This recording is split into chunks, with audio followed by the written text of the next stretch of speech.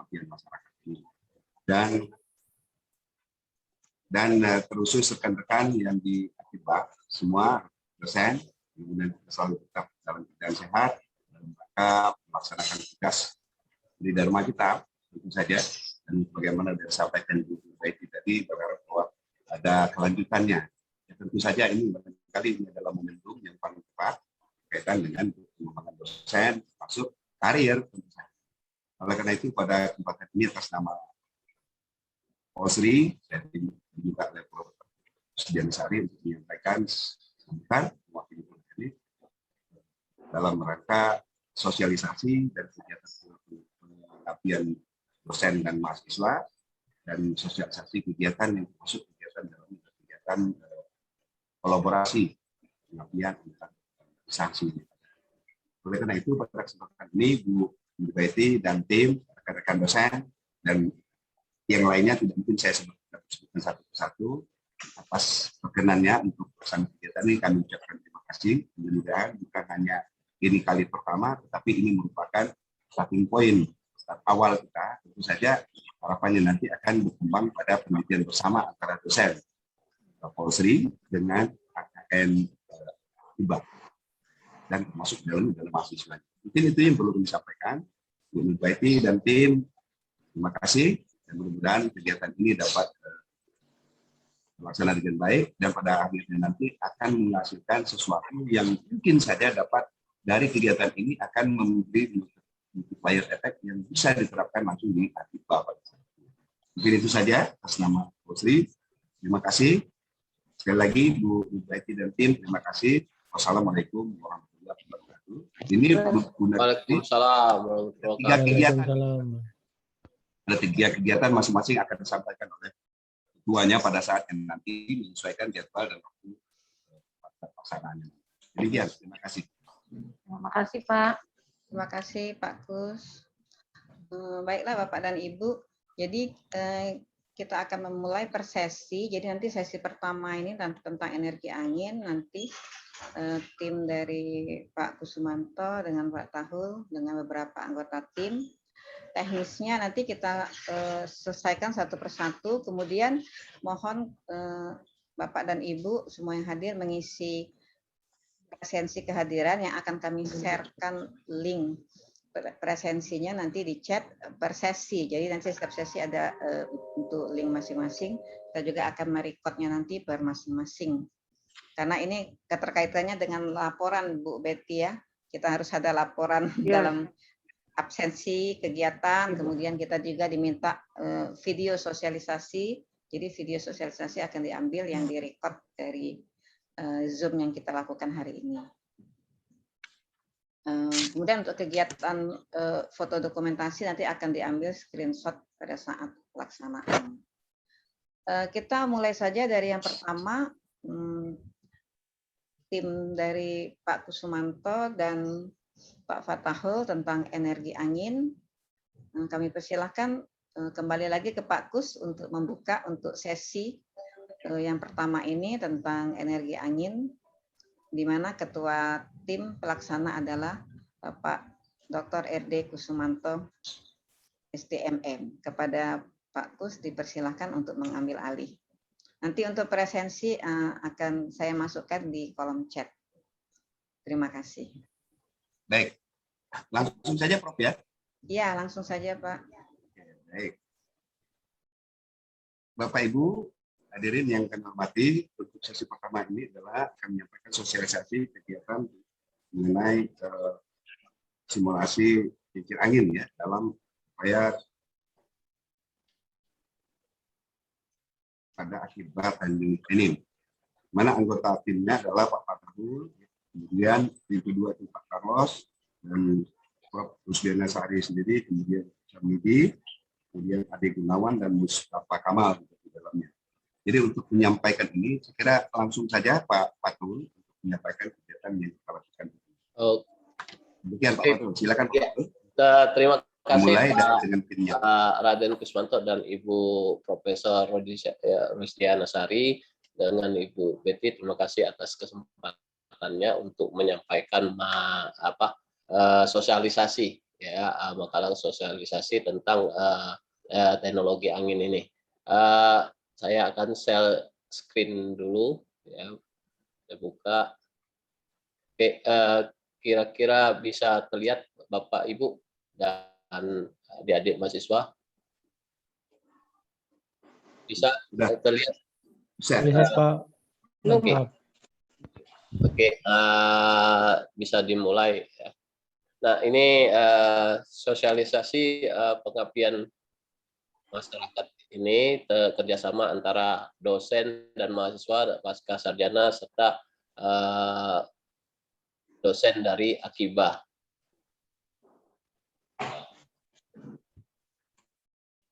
Nah, seperti diketahui bahwa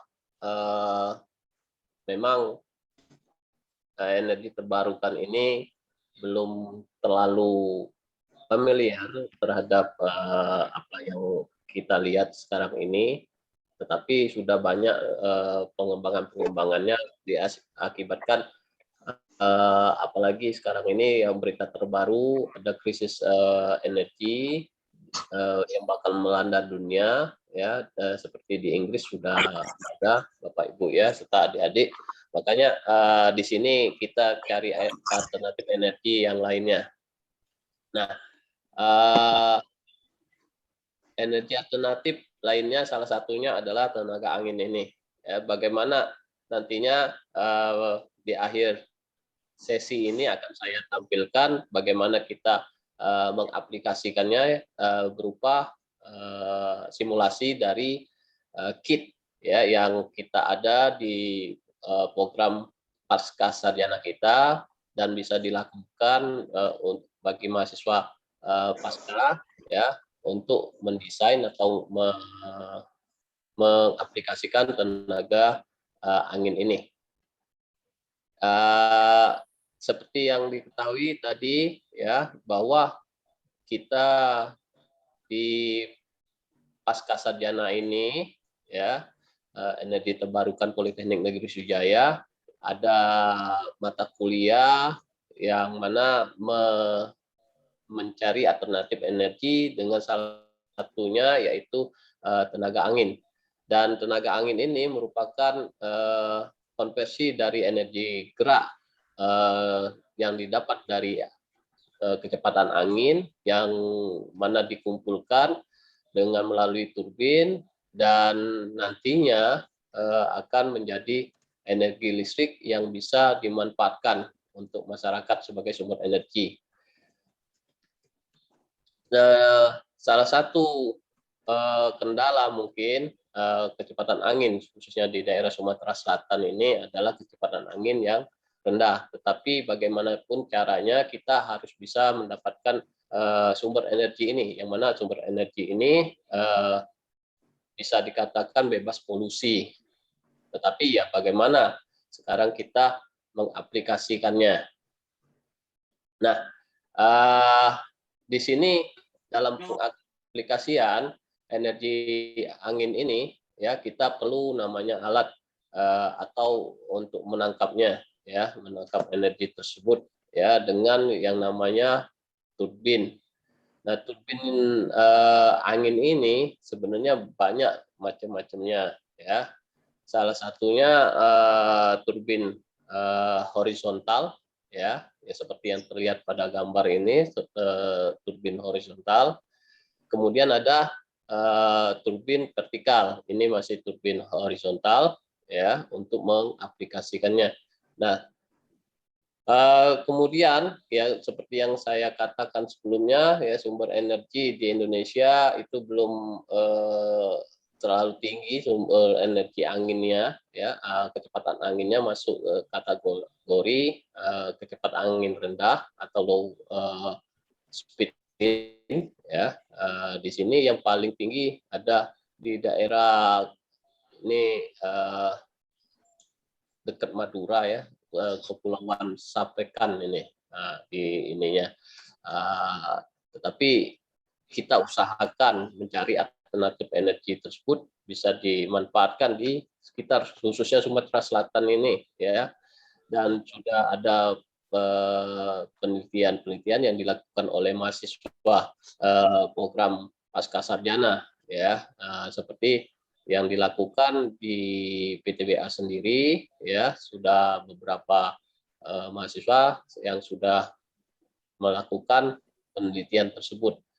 Nah, tinggal bagaimana kita mencari tipe turbin yang cocok untuk area di Sumatera Selatan khususnya. Nah, ini jenis turbin angin ya, yang seperti ada gambar pertama, ini turbin horizontal ya, di mana sumbu, kenapa dinamakan turbin horizontal, sumbunya berada pada asis atau kuadrat garis asis X atau horizontal. Dan ini juga turbin angin ya, dengan dua bilah ya, atau dua blades ya, sumbu horizontal juga. Nah, bagaimana kita memanfaatkan energi angin ya?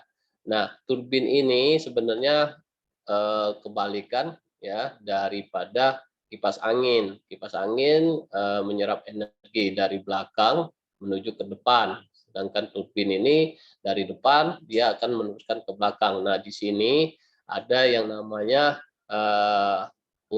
sudut angkat pada blade-nya. Nah, inilah yang kita mencari optimalnya ya. Nah, pada nanti kesempatan terakhir saya akan menampilkan kit kita ya, bagaimana kita mendapatkan kecepatan putar dari rotor turbinnya sehingga bisa memutar rotor dari generator untuk menghasilkan energi.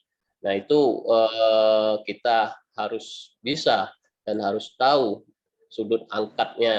Nah, ini ada perhitungan-perhitungan sedikit sebenarnya ya untuk mendapatkan daya maksimal dari kecepatan angin yang menabrak ya, blade-nya atau suhunya dari turbin tersebut, sehingga bisa mengkonversikannya menjadi energi listrik di sini.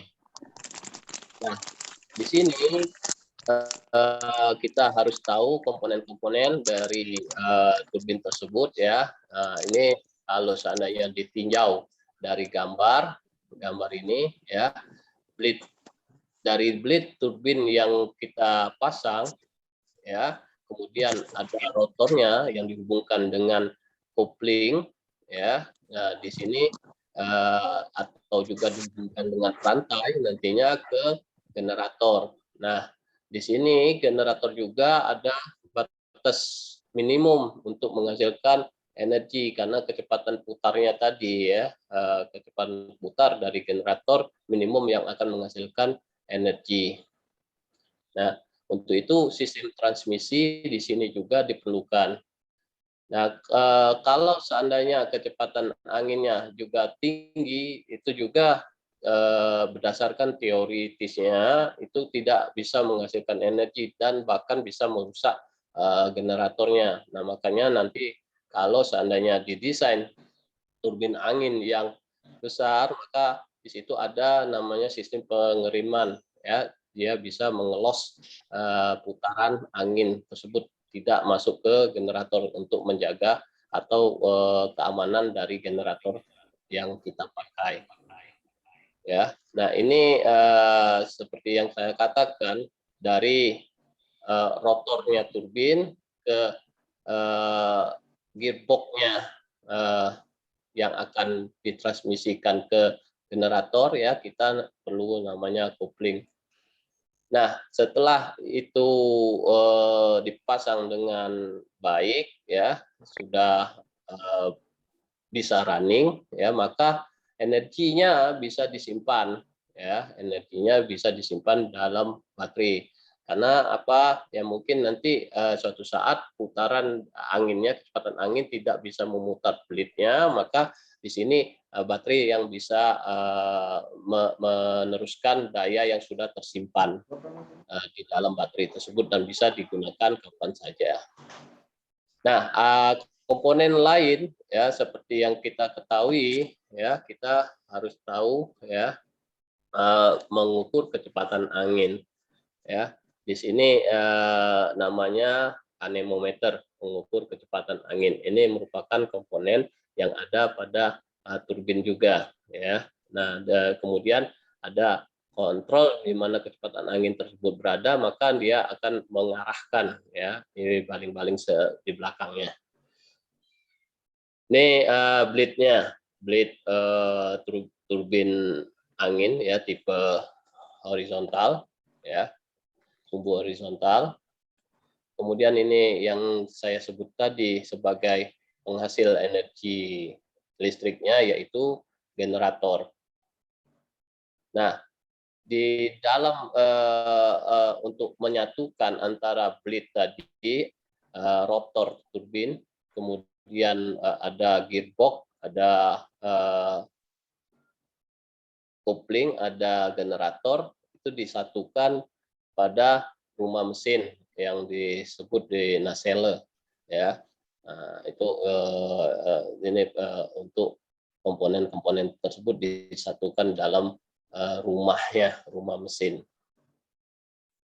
Nah, ini kalau dilihat di sini ya dari blade atau sudunya diteruskan melalui gearboxnya, sistemnya pitch system masuk ke dalam kopling, masuk ke dalam gearbox. Dari gearbox ya untuk itu kita harus untuk kontrolnya, kontrol kebisingan. Nah, kemudian ada pengiriman, sistem pengirimannya kalau seandainya kecepatan angin tersebut melebihi dari batas yang diizinkan untuk generatornya. Nah, karena turbin tipe horizontal ini mempunyai ketinggian yang tinggi ya, di blade-nya saja kalau aktualnya kalau yang untuk energi angin, energi listrik yang besar, kapasitasnya besar, dia pasti ada towernya. Nah, makanya di sini juga salah satu provinsi yang ada di Sulawesi, di Sidrap, ada kebun angin lah istilahnya ya, karena di situ ada beberapa turbin angin yang menghasilkan energi listrik yang besar. Kapasitasnya kalau tidak salah sekitar 12.000 ya, 12.000 megawatt ya. Nah, ini yang di mana bisa dimanfaatkan sumbernya untuk perumahan. Tetapi kalau kita secara prinsipnya, kita mengetahui prinsipnya, kita buat yang kecil nantinya seperti ini peralatan-peralatannya. Ya, tetapi kalau yang di bawah, yang ini sudah besar ya, komponen yang besar. Ini yang komponen kecilnya kita bisa buat ya untuk skala rumahan ya. Nah, ini alat yang akan kita gunakan dalam mensimulasikan energi angin tersebut ya.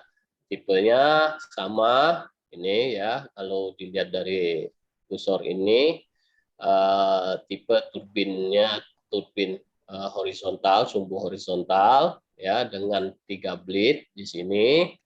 Nantinya dalam prakteknya nanti di video saya akan perlihatkan bahwa yang ini yang akan kita atur sudutnya. Bagaimana sudut ini bisa kita ketahui pengaruhnya terhadap putaran dari generator atau ya generatornya sehingga menghasilkan energi listrik. Dari sini energi listriknya bisa kita lihat apakah masuk atau tidak di kit yang ada ini ya, baik pengukuran ampernya ampernya yang di bawah, ya. Yang di atas adalah untuk mengukur voltasenya. Kemudian nanti bisa dibebani untuk sebagai cas baterai, ya, atau juga kita bisa lihat bahwa ada enggak listriknya, ya, terhadap lampu ini. Kemudian ada radio dan ada kipas ini, kipas kecil, ya. Nah, peralatan ini ada kontrolnya, dan generatornya itu sekitar 6 volt, ya. Maka bisa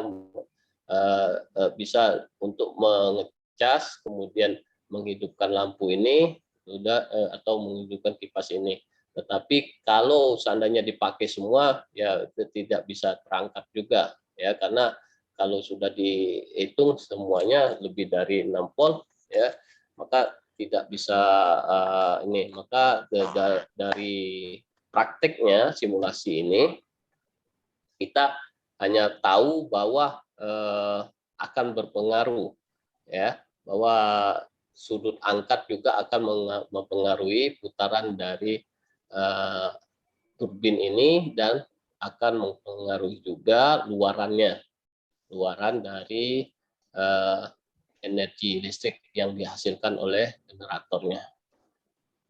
Ya, itu gambaran singkat, ya, dari apa yang bisa saya jelaskan tentang teknologi angin ini, sehingga nantinya bisa didesain lah bentuk-bentuk turbin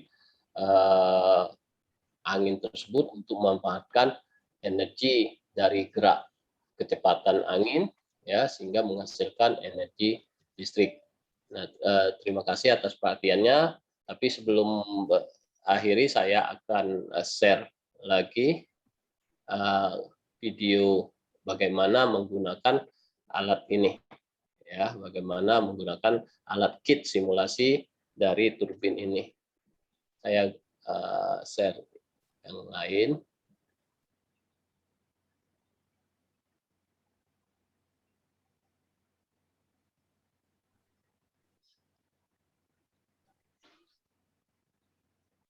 Bisa dilihat Bapak Ibu videonya. Coba. Ya.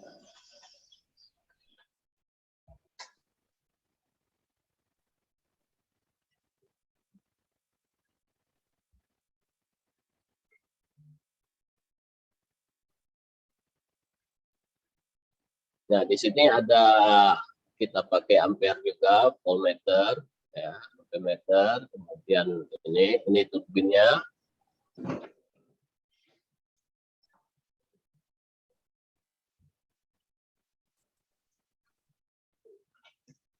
Ini yang peralatan luarannya kita untuk mengukur. Kemudian sebagai simulasinya, sumber energinya kita pakai kipas angin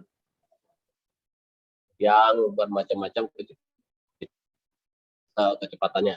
Nah, tahap pertama kita melakukan membentuk sudutnya. Kita merubah-rubah sudutnya, apakah bisa menghasilkan energi, ya. Nah, ini, ya, kita setel satu-satu, bleednya di setting, ya.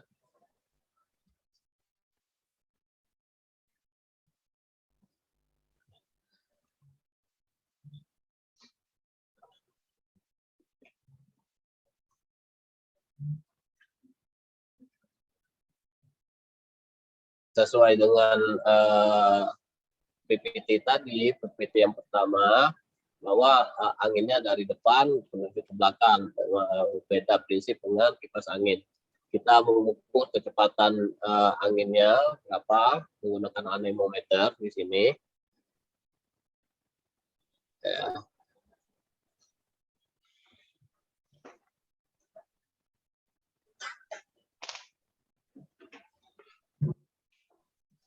Nah, juga kita mau lihat kecepatan putarnya dari turbinnya, ya, kita menggunakan taciometer. Kalau sudah stabil, kita lihat, kita bisa lakukan pembebanan atau melihat luarannya. Ya.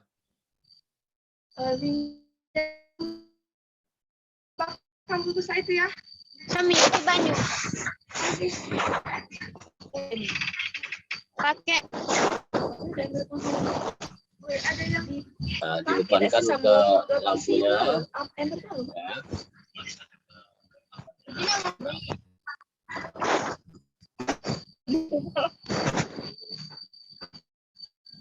Ya, itu sudah nyala. Ketika dibebani, dia akan mengurangi voltasenya.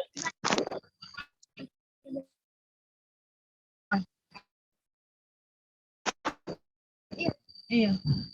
Apa?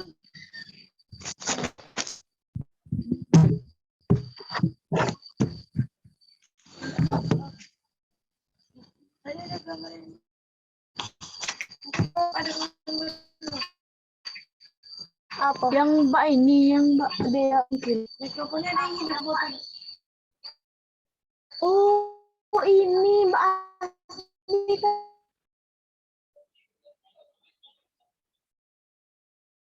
Ya, putarannya kita cek ya, pengaruh putaran kecepatan angin dan putaran rotor dari turbinnya.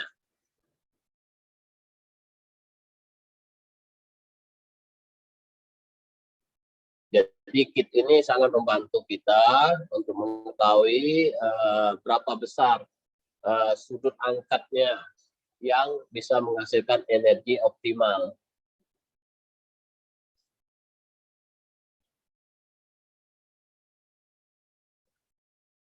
Dan bisa dikombinasikan ya dengan digital.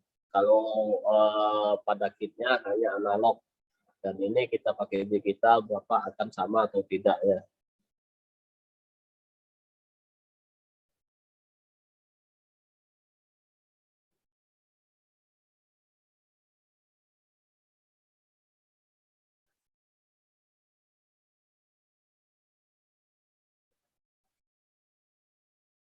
Ya, dibebani dan juga kita lihat berapa pengurangan voltasenya.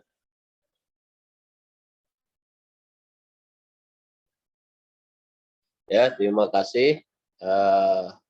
Itu saja yang bisa saya sampaikan pada sosialisasi penggunaan tenaga angin ini, teknologi angin ini. Saya kembalikan lagi kepada Pak Raden Kusmanto atau Ibu Rustiana. Terima kasih.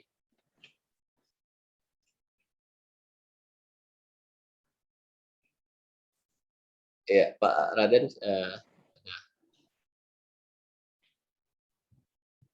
Moodnya Pak Raden ininya. Baik, terima kasih Pak Patau telah menyampaikan presentasinya berkaitan dengan energi angin ini yang menggunakan 3 menit. Untuk berikutnya mungkin ada hal-hal yang perlu didiskusikan, perlu ditanyakan atau sharing, silakan kepada Bapak Ibu.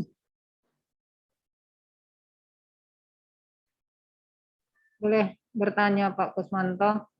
Ya, silakan Ibu. Ya, sharing ya, karena kelihatannya luar biasa ini yang disampaikan oleh Pak Patau. Terima kasih Pak Kusmanto sudah memberikan waktu. Mungkin saya belajar di sini Pak ya.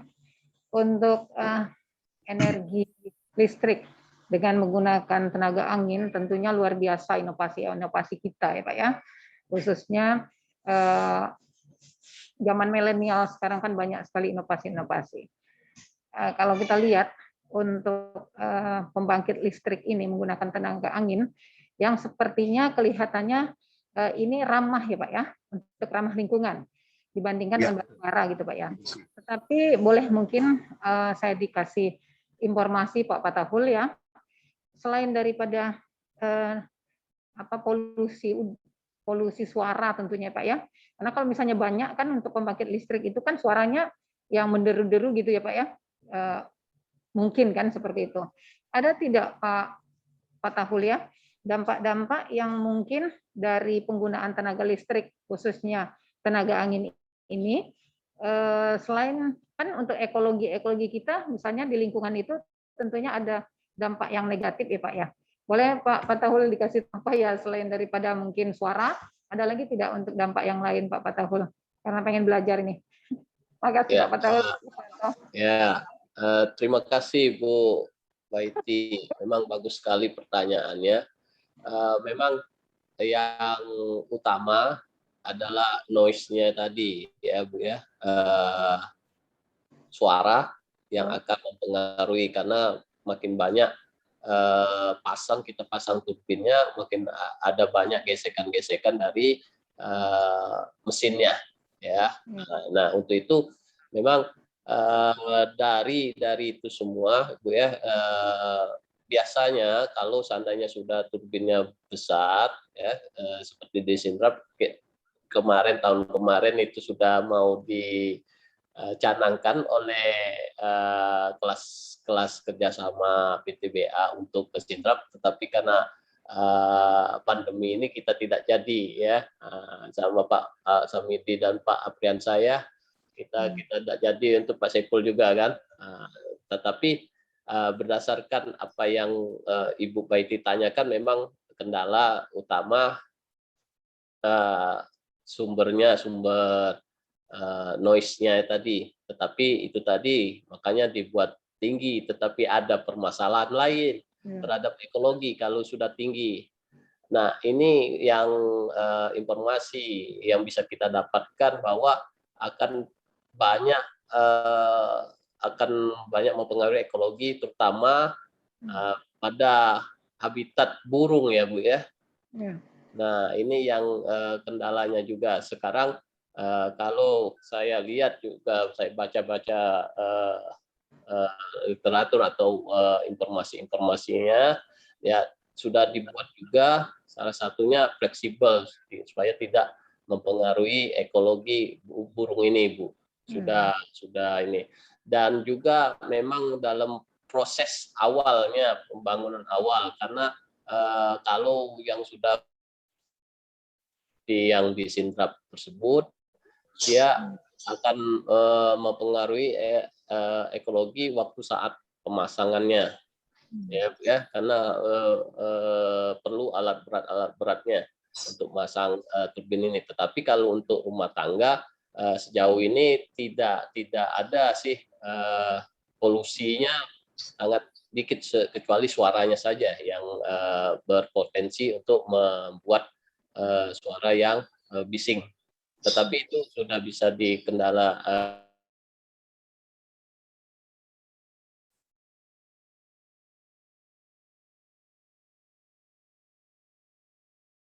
Apriansa. Itu saja Bu jawaban energi saya. angin ini banyak nih Pak. Iya. Ya, ada lagi mungkin yang ini saya kembalikan ke Pak Raden Kusmanto lagi atau Ibu Rusiana. Terima kasih Pak Fatahul. Mudah-mudahan Bu Nurbaiti tidak ada gambaran umum ya. Seperti disampaikan Pak Fatahul. Mungkin sedikit saya menambahkan, memang betul yang ada pengaruh bisingan tentu saja, karena itu berkaitan gesekan karena ada mekaniknya di situ. Tapi sepanjang yang kita lihat saat ini, pengaruh itu masih sangat kecil.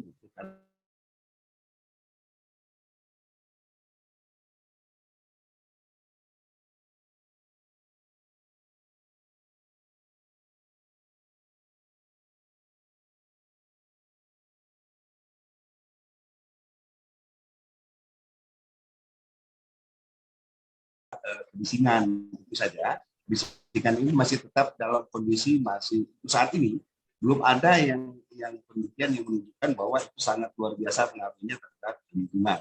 Tapi paling tidak satu hal, bahwa energi angin atau energi bayang ini adalah merupakan energi bersih, dan ini adalah energi harapan depan selain fotovoltaik. Jadi memang pengaruh bunyi tentu saja tetap ada. Maka tentu saja kalau untuk daya besar, lokasinya dipilih di daerah-daerah yang jauh dari mana.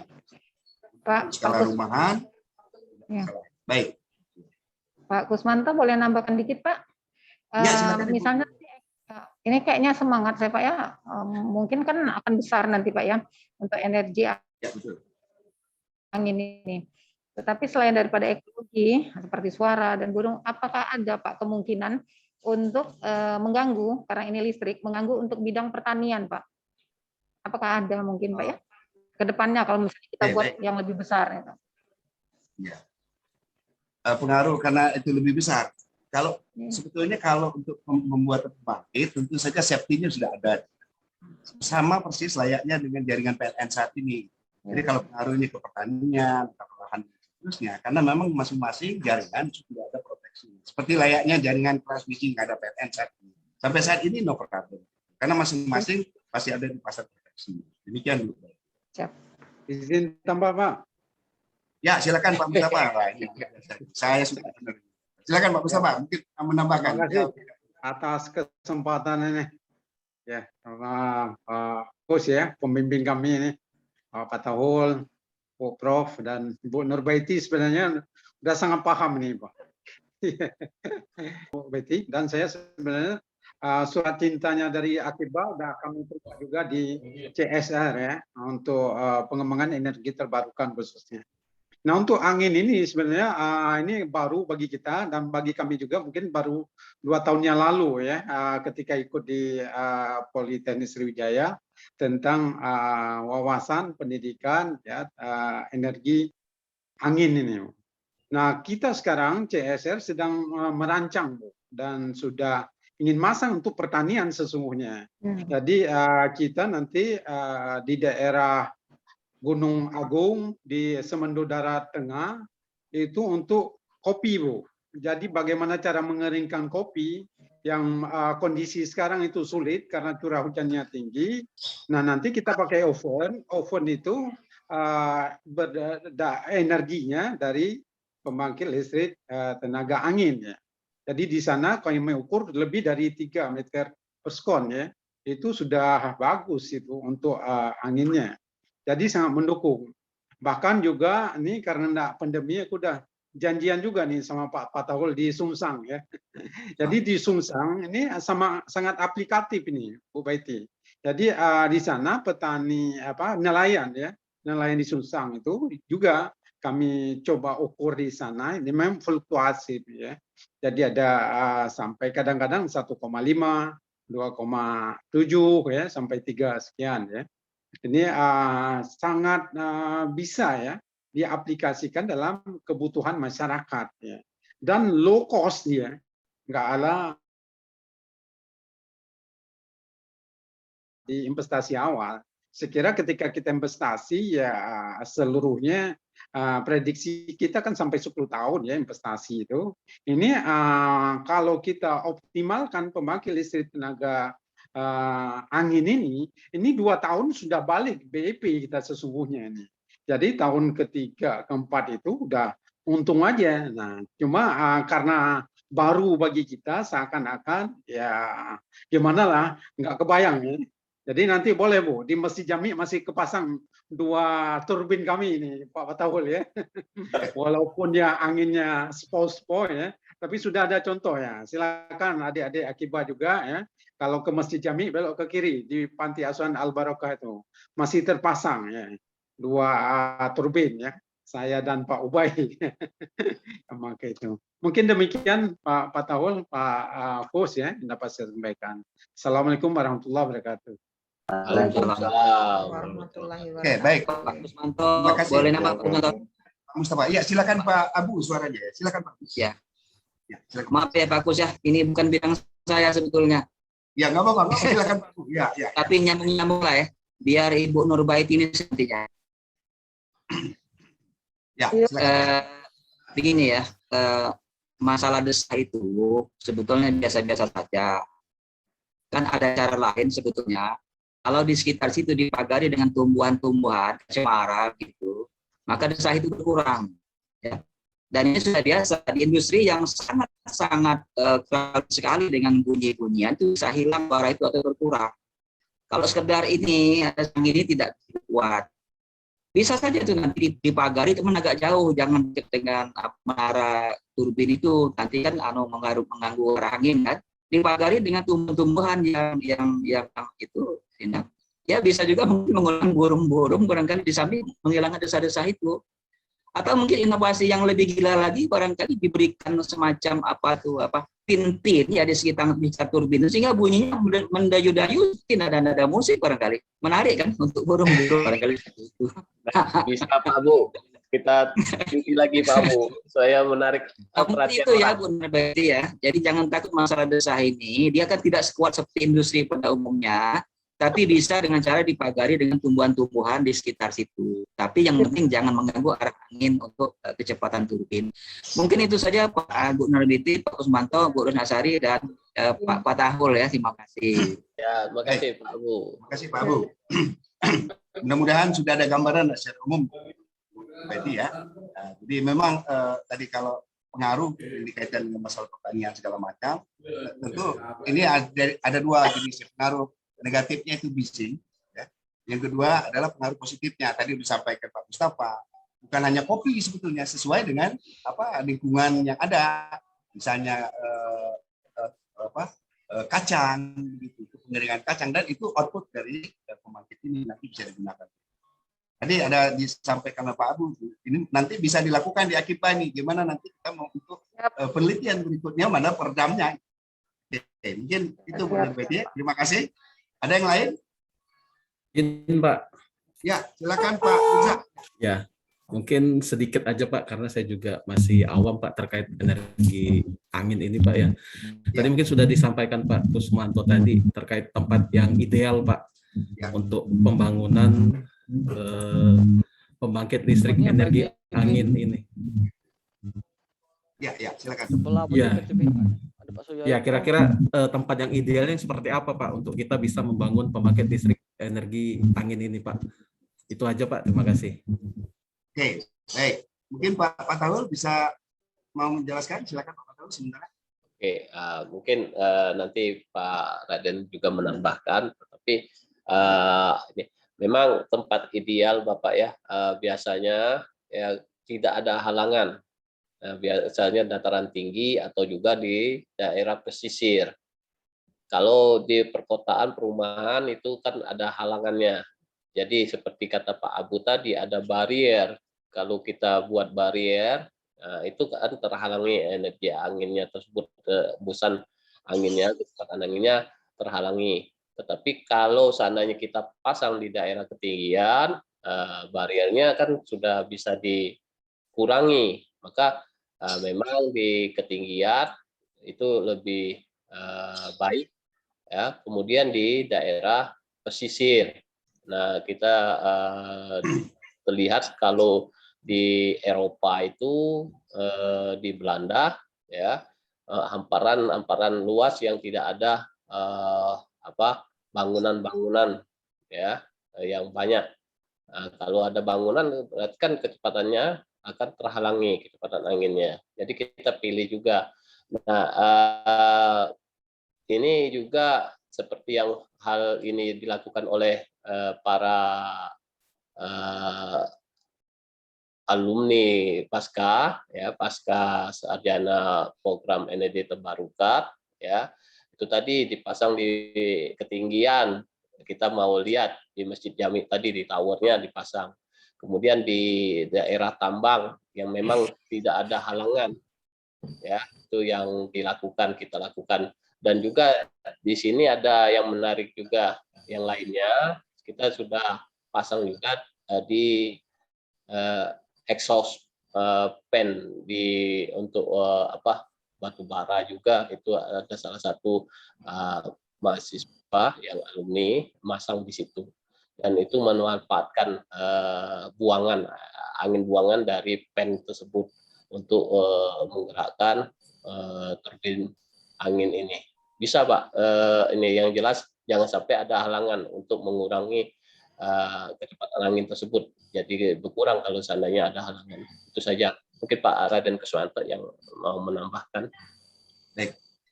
Mudah-mudahan Pak Dirza bisa mendengarkan tadi dari apa yang sampai ke Pak Patahul. Intinya bahwa untuk energi yang ini masalah lokasinya tentu saja bahwa di wilayah Indonesia karena kita di daerah pegunungan, potensi untuk mendapatkan sumber energi angin itu banyak.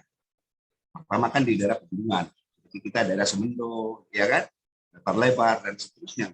karena memang halangan kaitan itu akan memang sangat kecil karena diharapkan adalah dengan posisi ketinggian.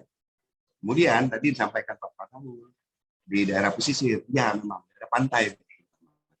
Jadi memang di situ lebih memudahkan masalah.